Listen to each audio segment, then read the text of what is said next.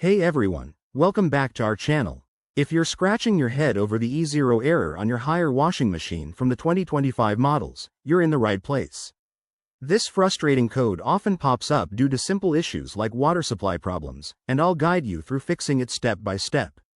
Let's dive in and get your machine running smoothly again. First things first, what exactly is the E0 error? It typically signals a problem with the water inlet system, such as low pressure, a blocked valve, or even a kinked hose. Don't panic. Most of the time, this is an easy fix you can handle at home.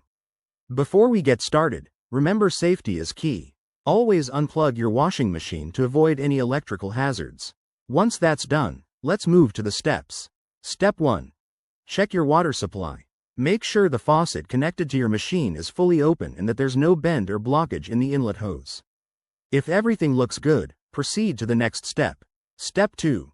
Inspect the inlet valve. Locate it at the back of the machine and look for any debris or buildup. Give it a thorough clean with a soft cloth or brush. This is a common culprit for the E0 error. Step 3. Try resetting your machine. Turn it off at the power source, wait for about 5 minutes, and then plug it back in and power it up. This simple reset can clear temporary glitches. Step 4.